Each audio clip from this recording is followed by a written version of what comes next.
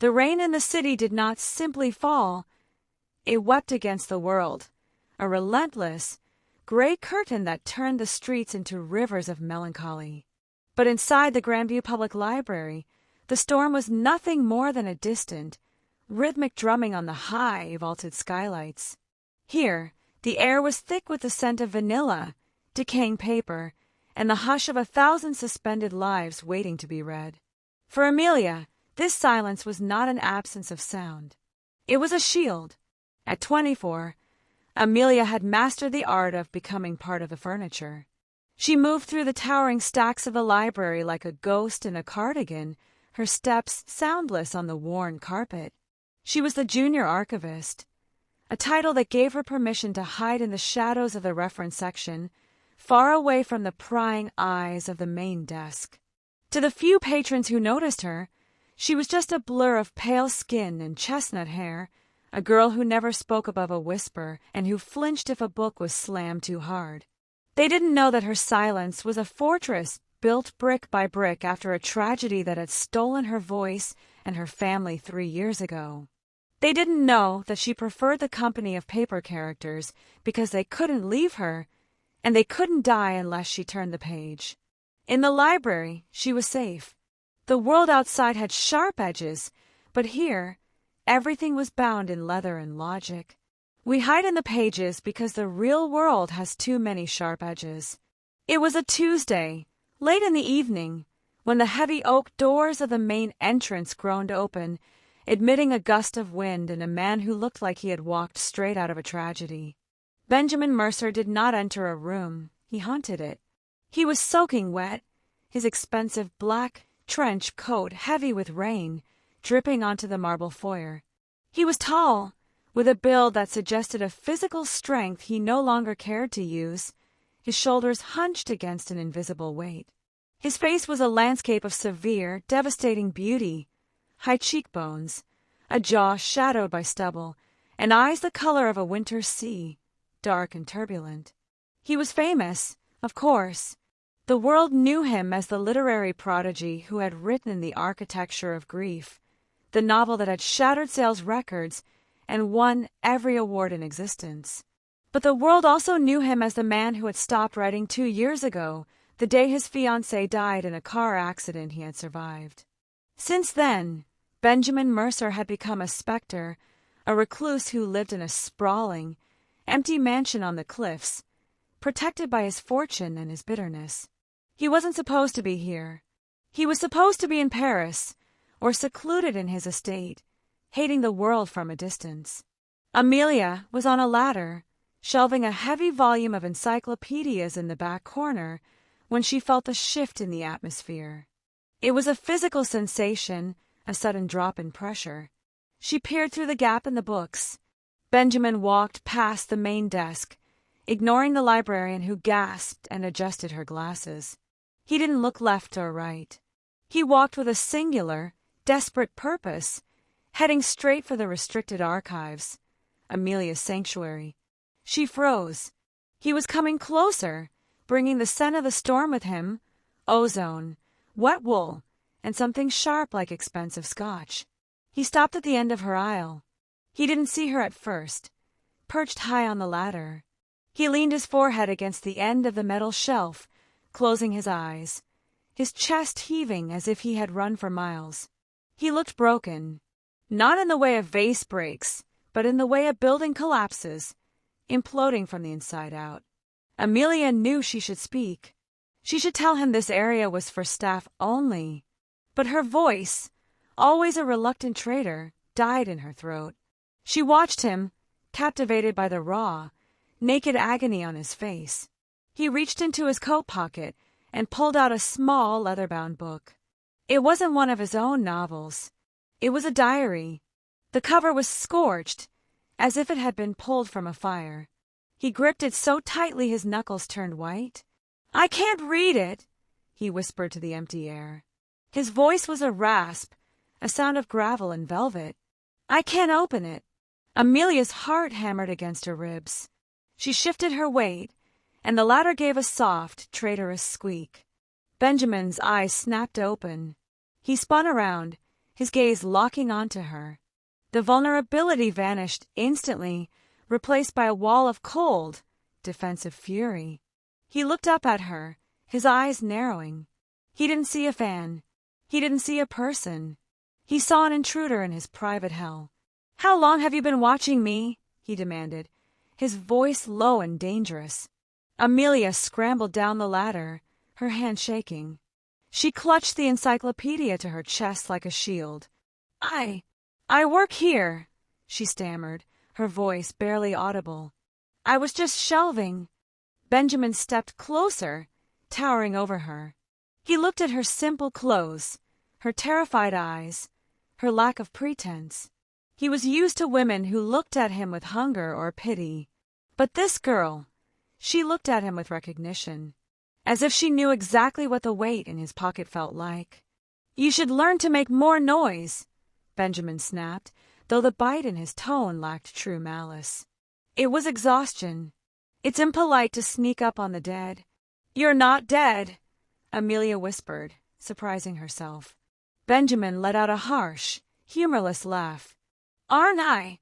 He looked at the scorched book in his hand, then back at her.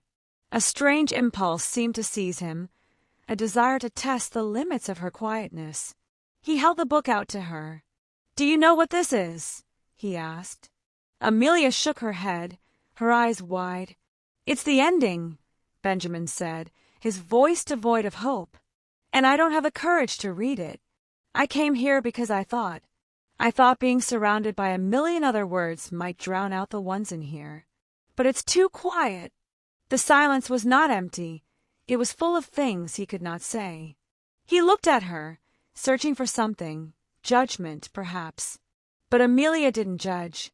She slowly reached out, not to take the book, but to place her hand on the shelf next to his. "The library isn't quiet," she said, her voice gaining a fraction of strength. "It's just waiting." Benjamin stared at her hand, then at her face. For the first time in 2 years, the static noise in his head paused. He didn't know who she was, this mouse of a girl with the big, sad eyes. But she hadn't asked for his autograph. She hadn't asked if he was writing again. She had simply corrected his definition of silence. He pulled the book back, shoving it into his pocket. "I need a place to sit," he said abruptly, the command masking a plea. "Somewhere where no one will look at me. Somewhere where I don't have to be Benjamin Mercer." Amelia hesitated. She knew a place. Her place. A small reading nook behind the ventilation shaft in the basement archives, where the hum of the machinery drowned out the world. To invite him, there was to invite a storm into her shelter. But she looked at the water dripping from his hair and the way his hand trembled around the scorched diary. "Follow me," she whispered. She turned and led the famous, broken writer into the shadows of the stacks, unaware that by opening her sanctuary to him, she was sealing her own fate. He followed her not because he trusted her, but because for the first time, someone was walking ahead of him instead of chasing after him. And in the gloom of the library, the promise he had made to never love again felt safe because he believed he was walking into the dark with a shadow, not a woman who would eventually bring him the light. The basement archives of the Grandview Public Library existed in a perpetual twilight, where the hum of the city was replaced by the low, mechanical thrum of the ventilation system, a sound like a giant beast breathing in its sleep. It was a place of dust and shadows, where the air tasted of dry paper and forgotten history. It was not a place for the living, and certainly not a place for a man like Benjamin Mercer. Yet he stayed. He sat on a wooden crate, his long legs stretched out in the narrow aisle, looking utterly incongruous against the backdrop of metal shells and cardboard boxes, while his wet coat lay discarded on a stack of magazines. He held the scorched diary in his hands, turning it over and over, his thumb obsessively tracing the burnt edges of the leather. Amelia sat opposite him on her small reading stool, her knees pulled to her chest, feeling the vibration of his presence in every nerve ending. The distance between them was less than 3 feet, but the social chasm was a canyon. He was the man on the billboards, and she was the girl who dusted them. "Read it," Benjamin said, his voice raw, stripping away the command and leaving only the plea. "Please." I need to know what she said, but I can't hear her voice in my head anymore without it screaming. Amelia hesitated. To open the book felt like trespassing on a grave, but the look in his eyes, the winter sea churning with a storm he couldn't control, gave her no choice. She reached out, her fingers pale and ink-stained from a day of stamping cards, brushing against his hand. The touch was a spark in a room full of kindling. He didn't pull away. He let the book slide from his grip to hers, the leather still warm from his skin. Amelia opened the diary, the pages brittle and smelling of smoke and expensive perfume, and began to read. Her voice was a soft murmur in the dim light, not reading profound secrets, but the mundane, beautiful trivialities of a life that had been extinguished in an instant, a Tuesday morning coffee, a complaint regarding the weather. As she read, Benjamin didn't cry. He went still, leaning his head back against the metal shelving and closing his eyes, his breathing syncing with the rhythm of her voice. For an hour, Amelia became the vessel for his ghost, giving the dead woman a voice, and in doing so, she took some of the weight from his shoulders and placed it on her own. When she finished the entry, silence reclaimed the room, but it wasn't the lonely silence Amelia was used to. It was a shared silence, heavy and intimate. "You have a voice for tragedy," Benjamin whispered, opening his eyes to dissect the architecture of her face in the gloom. "It's soft enough not to break the things it touches." "I know what it's like," Amelia admitted, the words slipping out before she could check them. "To have a loud noise inside you that no one else can hear." Benjamin sat up, the motion sudden and fluid, leaning forward until his face was inches from hers. The scent of him, rain, scotch, and grief, was overwhelming. "Tell me," he demanded gently. "My parents," she whispered, looking down at her hands. "A fire 3 years ago. I stopped talking for a year because I was afraid if I opened my mouth, the smoke would come out." Benjamin stared at her, and a shock of recognition passed between them. They were members of the same grim club, survivors of a world that had burned down around them. The Billionaire and the archivist dissolved, and in the dark, they were just two people sitting in the ashes. Some stories are too heavy to carry alone. He reached out, his hand hovering near her face, and tucked a loose strand of chestnut hair behind her ear, the air between them crackling with a tension that was terrified and undeniable. "You are the only real thing I have found in 2 years," Benjamin murmured. For the next week, the ritual repeated. Benjamin returned every evening, just as the sun dipped below the skyline, slipping in through the loading dock like a shadow moving among shadows.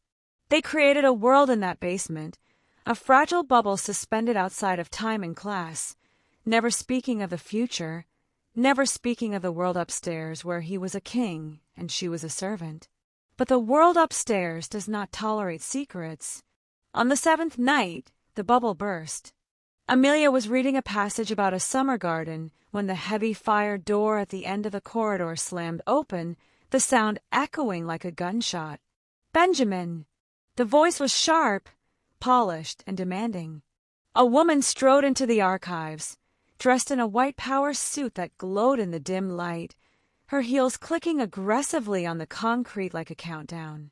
She held a phone in one hand, her thumb tapping furiously on the screen, her posture radiating a cold, corporate fury.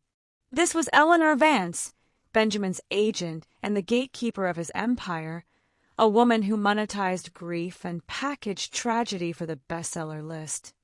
Benjamin stood up instantly, placing himself between Amelia and the intruder, his posture shifting from vulnerable to defensive as the armor of the celebrity slammed back into place.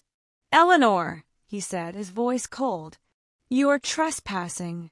"I am locating a missing asset," Eleanor snapped, stopping to let her eyes rake over the basement, over the crate, and finally landing on Amelia.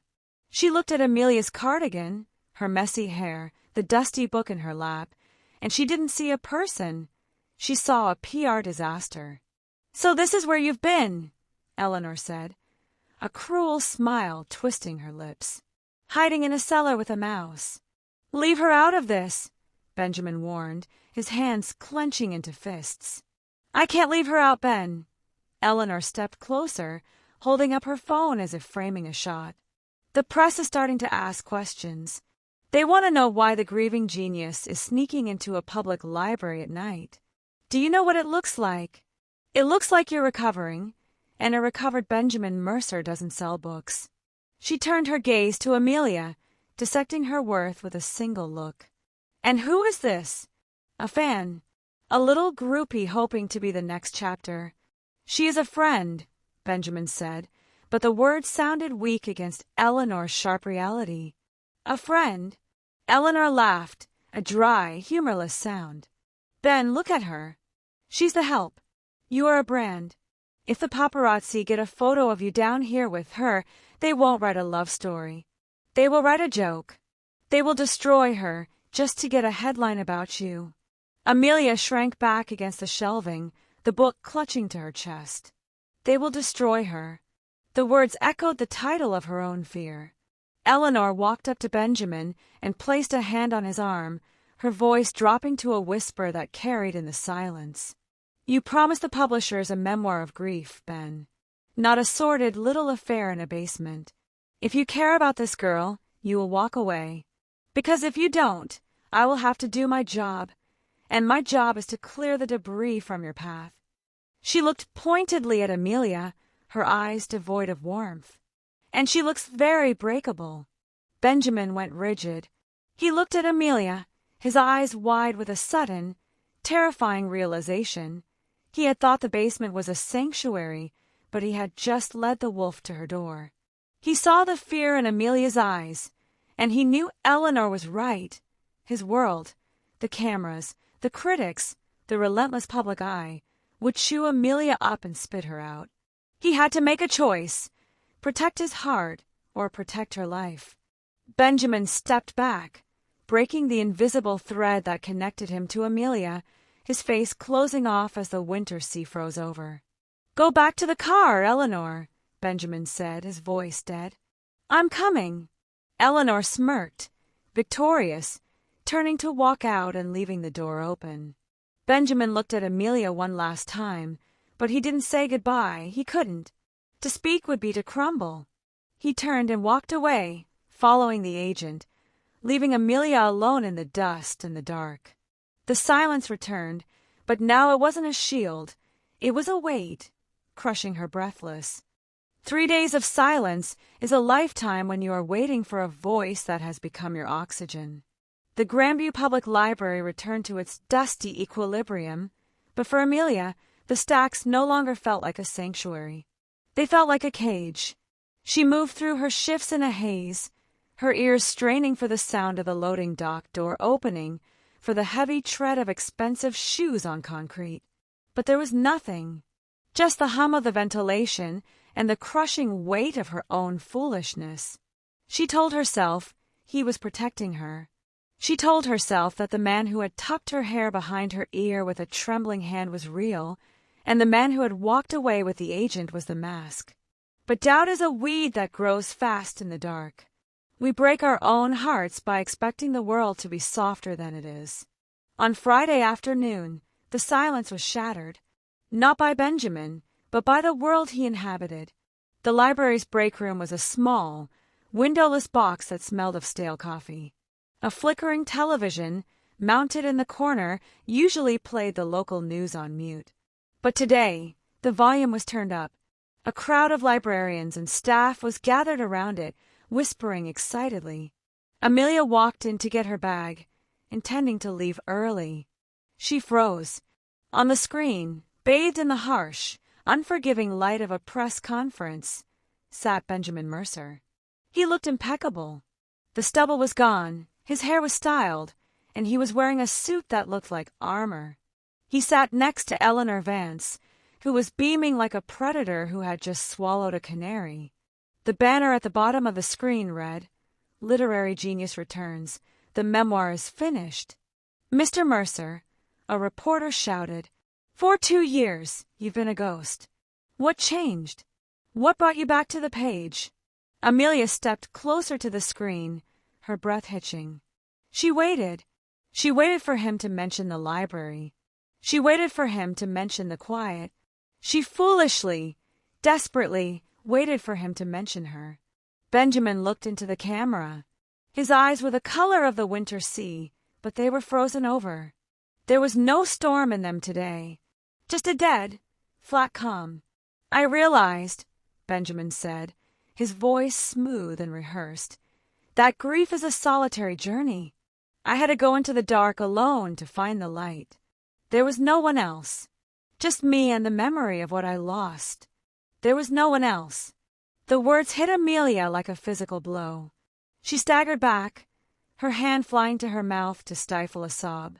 He had erased her. The nights in the basement, the reading of the diary, the shared breath in the dark, he had edited them out of the story. To the world, he was the solitary hero conquering his demons. To Amelia, he was a thief who had stolen her comfort and claimed it as his own strength. And the rumors, the reporter pressed. There was talk of you being seen in the city at night. A mystery woman.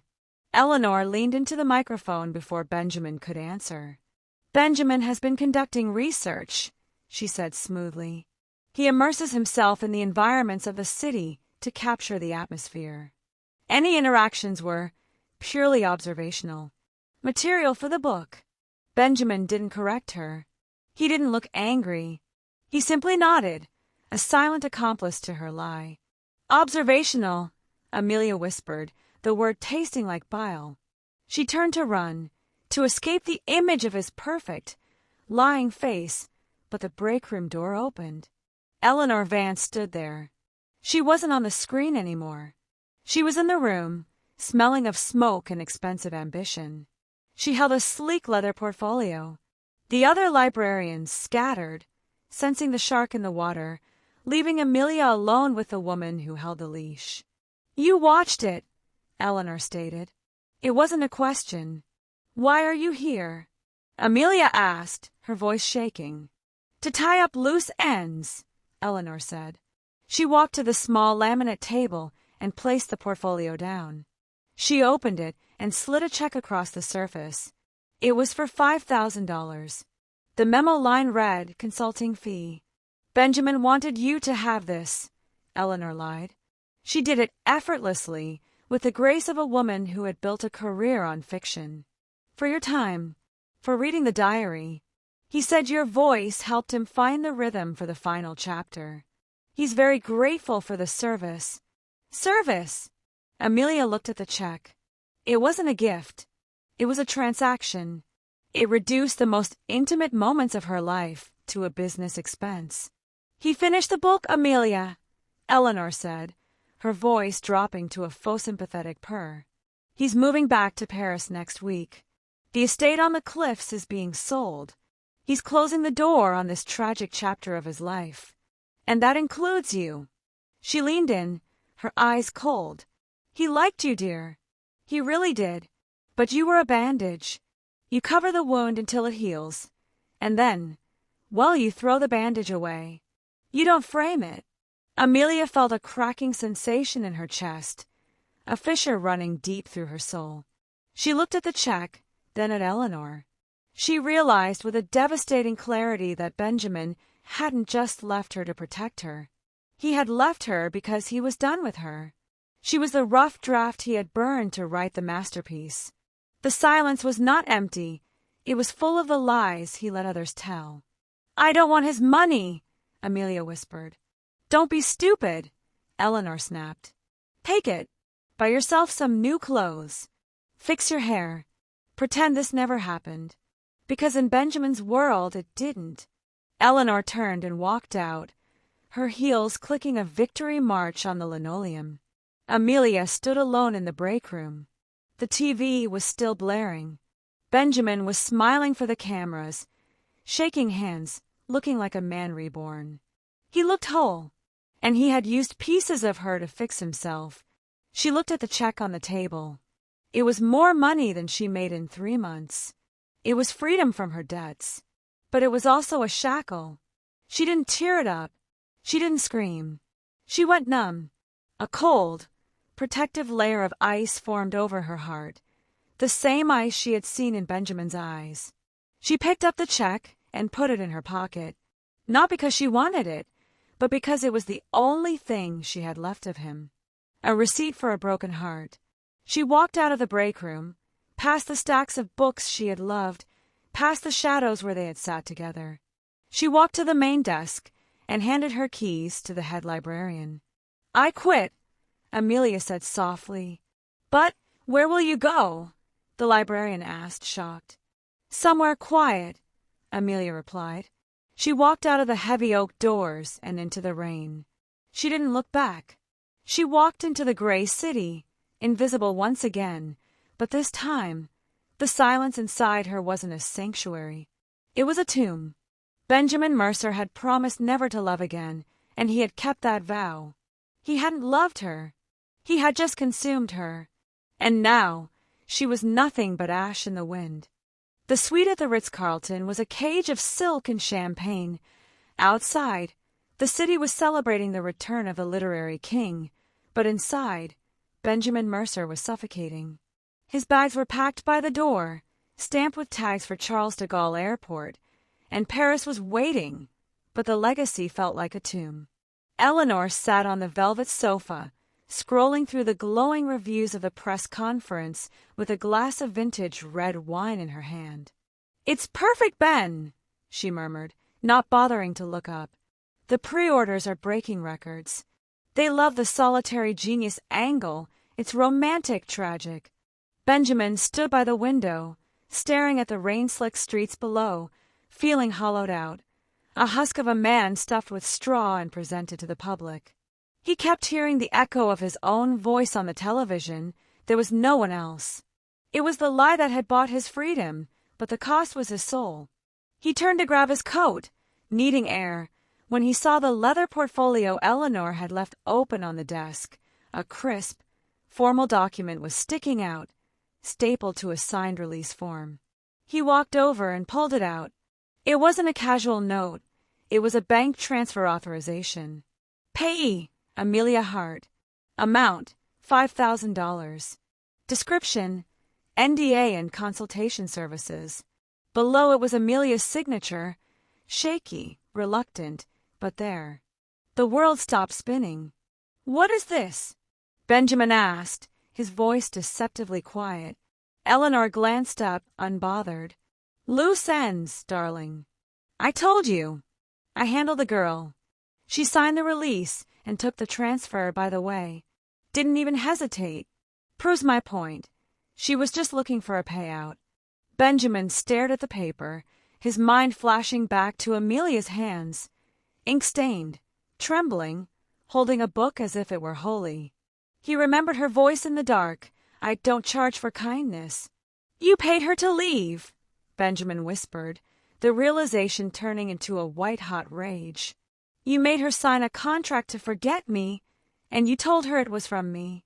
"I told her what was necessary to get her out of the picture," Eleanor snapped, sensing the shift in the room.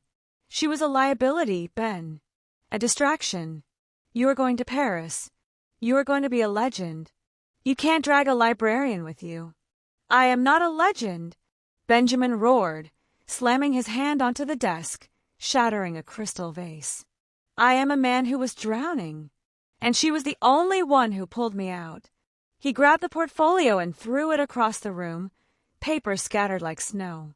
Among them was the manuscript, the finished version Eleanor had sent to the publishers. But it wasn't the book he had written in the basement.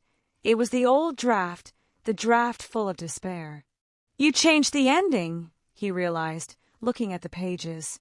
"I gave them the ending they wanted," Eleanor shouted, standing up. "They want the grieving widower.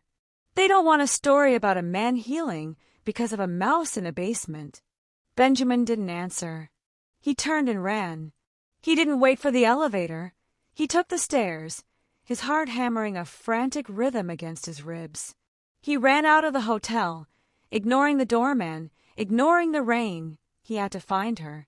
He had to tell her that the money was a lie, that the interview was a script, and that the silence without her wasn't peace, it was death.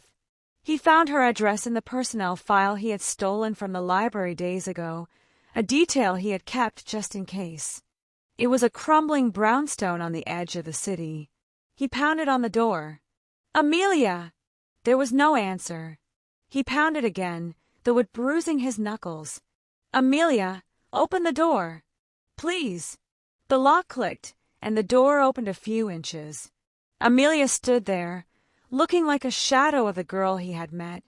Her eyes were dull, rimmed with red, and she was wearing her coat with her suitcase standing by the door. She was leaving. "Go away," she whispered, her voice cracking. "I watched the interview, Benjamin. I signed the paper. I got the message." "The interview was a lie," Benjamin gasped, pushing the door open and stepping into the cramped hallway. He was dripping wet, breathless, wild. "Everything Eleanor said was a lie." "You nodded," Amelia said, stepping back, holding up her copy of the bank. "Receipt like a weapon. You sat there and let her call me research. You let her pay me off like I was a service you hired. I didn't know," Benjamin shouted, the raw agony in his voice stopping her retreat. "I didn't know about the money until 10 minutes ago. I thought I was protecting you, Amelia. Eleanor threatened to expose you to the press. She said they would destroy you. I lied on that stage to make you invisible to them, so you would be safe." "Safe?" Amelia laughed, a broken, jagged sound. "You made me feel worthless. You took the most beautiful thing I have ever known, our silence, and you sold it." "I didn't sell it," Benjamin said. He reached into his inner jacket pocket and pulled out a thick stack of papers, bound with a rubber band, handwritten, ink-stained, messy. He held it out to her. "This is the real book," he said, his hand shaking. "The one I wrote in the basement while you read to me. The one Eleanor tried to bury." Amelia looked at the manuscript, but she didn't take it. She looked at his eyes, the winter sea, now storming with tears. "Read the dedication," Benjamin pleaded. Amelia hesitated, then slowly reached out. She turned the cover page. In Benjamin's sharp, angular handwriting, there was a single line. "To the girl who taught me that silence is not where the story ends, but where it begins." "I didn't write a memoir about grief, Amelia," Benjamin whispered, stepping closer, closing the distance between them. "I wrote a love letter. To the library. To the quiet. To you." The silence was not empty. It was full of things he could not say. "But you're going to Paris," Amelia said, her defenses crumbling, the hope she had tried to kill rising in her chest. "The world thinks you're the tragic hero." "Let them have the hero," Benjamin said fiercely. "I don't want to be a hero. I want to be the man who sits on a crate and listens to you read." He reached out and took the bank receipt from her hand, ripping it into shreds and letting the pieces fall to the floor like confetti. "I am not going to Paris," he stated. "I am resigning from the agency. I am pulling the book. I am destroying the career they built for me because it doesn't mean anything if I can't share it with you." Amelia looked at the shredded paper, then at the man standing before her, stripped of his fame, his fortune, and his protection. He was offering her the only thing he had left, the truth. "You would give it all up," she whispered. "The fame? The legacy?" "I would give it up in a heartbeat," Benjamin vowed, "because the only legacy I care about is the one we started in the dark." He waited. He stood there, vulnerable and exposed, waiting for her verdict. The tension in the hallway was thick, heavy with the weight of a choice she had to make. She could protect her heart and walk away, or she could trust the man who had broken it, believing that he had learned how to put it back together. Amelia looked at the manuscript in her hand, the proof of his soul, and then at the rain on his face. "You're wet," she said softly, a faint echo of their first meeting. "I don't care," Benjamin breathed. "You should," she whispered, stepping forward. "You'll catch a cold." She reached out and touched his cheek. It was cold, but his tears were hot. The reconciliation hadn't fully bloomed. There were scars to heal and a media storm to weather, but the seed had been planted. In the quiet of the hallway, with the shredded lies on the floor and the truth in her hands, the wall between them finally crumbled. There was hope, fragile and terrifying, but it was there. The storm outside Amelia's apartment eventually ran out of fury, leaving behind a city washed clean and a silence that felt brand new. Inside the small room, the air was no longer heavy with the scent of endings. It smelled of wet wool, cheap coffee, and the terrifying, exhilarating ozone of a beginning. Benjamin sat on the edge of her worn sofa, his ruined tuxedo jacket discarded on the floor, watching Amelia pack her books. He wasn't the literary giant anymore. He was just a man who had burned his boats on the shore so he wouldn't be tempted to sail away again. The fallout was spectacular, just as Eleanor had predicted. When Benjamin announced his retirement from the public eye and the cancellation of the authorized memoir, the media cycle was vicious. They called him unstable. They called him a fallen genius. They speculated about a mental breakdown. But Benjamin didn't read the papers. He didn't watch the news. He was too busy learning how to live in the real world, far away from the fiction he had been forced to inhabit. They left the city 2 weeks later. They drove north in a rented car, leaving the skyline and the ghosts of the Grandview Public Library in the rearview mirror. They didn't move to a mansion on a cliff. They found a small, weathered A-frame cabin in a coastal town where the winter sea was a neighbor, not a metaphor for his eyes. It was a place of creaking floorboards and drafty windows, filled with the scent of pine needles and salt. It was imperfect. It was small. And it was the first home Benjamin had ever loved. 6 months later, the rhythm of their life had settled into a peaceful cadence. Benjamin wasn't writing for an audience anymore. He wrote at a heavy oak desk by the window, using a manual typewriter because he liked the tactile sound of the keys, a sound that reminded him of the ladder squeaking in the archives. Amelia worked at the local bakery, her hands now dusted with flour instead of ink, but her evenings were spent where she belonged, curled up in the oversized armchair next to him reading. One evening, as a gentle spring rain tapped against the glass, Benjamin stopped typing. He pulled the page from the roller and set it aside. He turned his chair to face her. "It's done," he said softly. Amelia looked up from her book. "The new novel?" "No," Benjamin smiled, the expression reaching his eyes, crinkling the corners in a way the cameras had never captured. "The apology." He stood up and walked over to her, kneeling on the rug beside her chair. He held out a single sheet of paper. It wasn't a manuscript. It was a letter. Amelia took it. It was addressed to the girl in the stacks. She read his cramped, angular handwriting, tracing the words that spoke of a man who had built a fortress of ice to keep the world out, only to find that he was freezing to death inside it. It spoke of a voice in the dark that had warmed him.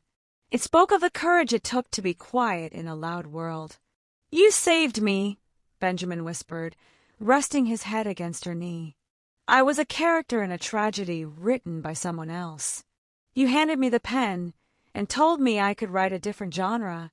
Amelia combed her fingers through his hair, now free of the gel and styling of his former life. "We saved each other, Ben. I was hiding in the silence. You taught me that it's okay to make noise, to scream, to fight." He looked up at her, his winter sea eyes clear and calm. "I have a question." "What?" "Do you miss it? The city? The library?" Amelia looked out the window at the dark outline of the trees. "I miss the books," she admitted. "But I realized something. The library was a place where people went to borrow lives because they weren't happy with their own.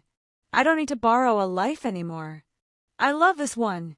Benjamin took her hand, the hand that had once hesitated to touch a billionaire's coat, and pressed a kiss to her palm.